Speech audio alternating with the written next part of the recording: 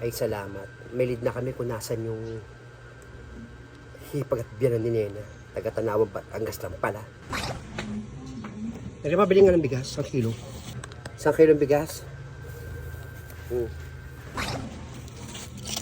Nabetaan ko yung kay Nena. Nako. Alam niyo na rin pala lahat yung mga pangyayari kay Nena. Pabaya kasi siyang ina. Kaisa-isa na nga lang niyang anak. Pinamimigay niya pa. Tsaka parang hindi siya nadadala sa mga hipag at biyanan niya. Inuugag na nga siya ng mga yun. Tapos pinasama niya pa yung anak niya. Geng-geng din yan si Nene, no? Hindi nag-iisip. Palibasa kasi gusto makagala-gala. Kaya yung anak pinahayaan na lang. Pabayang ina kasi. Oy, tumahimik ka nga, Alicia, po. Hindi mo alam ang punot dulo. Tsaka wala kang karapatan sabihan si Nene na pabayang ina siya. Bakit di ka rin ba pabayang anak? Yung mga anak mo nga dito, hindi mga naliligo Hinahayaan na tatakbo dito mga walang panty Tapos tweet-tweet na yung ilong. Ikaw, bago ka magkita sa ibang tao, tignan mo muna yung bakod mo, ha? Kung alam mo kung sino ka matinong ina, ang dami mo nga ring anak. 5, tapos yung mga anak mo, hindi mga naliligo. Grabe ka naman. Hindi ko pinababayaan yung mga anak ko, no? Sige na, magsaing ka na. Oo na, sige na. Ang dami mo pantalak, 1 kilo naman binili mong bigas. Naku, buti ang bumili pa ako ng bigas kahit 1 kilo Kainis? Ba't may mga taong judgmental? Ba't ninyo ko lang nalaman yung kay Nena tsaka kay Ninita? Matawagan nga yung pinsang kong si Sonia. Makatulong man lang dito kay Nena.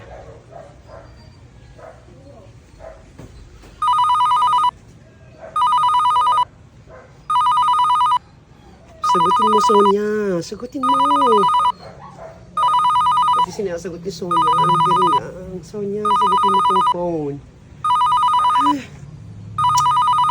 Sonia. Pick up the phone. Sonia, pick up the phone.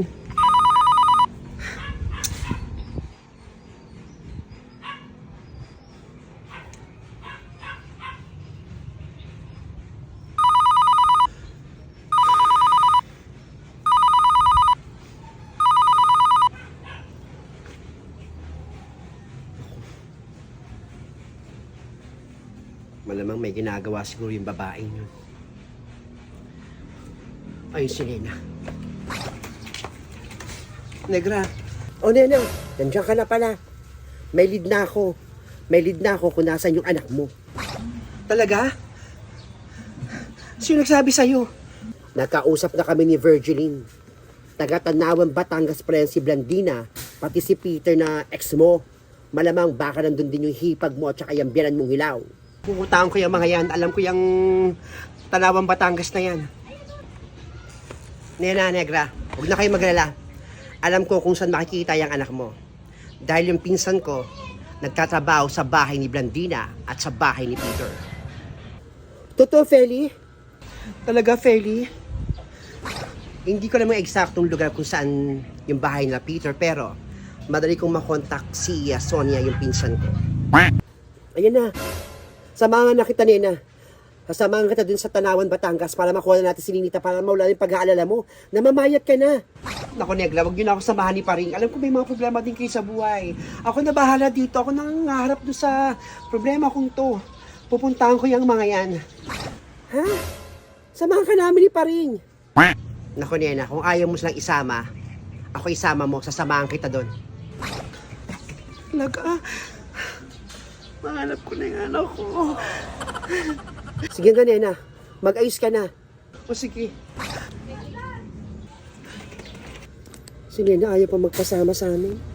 Sige na, Feli, samahan mo si Nena, ha? O sige, Negra. Mag-aasikaso lang ako.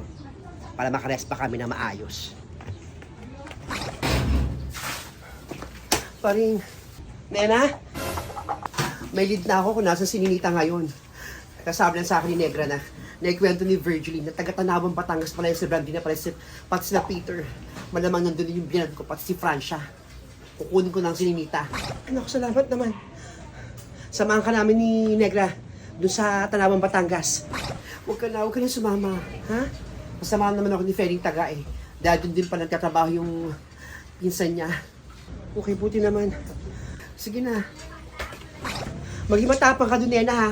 Lumaban ka. Ay, salamat. Makakuha niya yung anak niya si Ninita. Felisa! Felisa! Punta ka ng palengke. Bigyan ulang.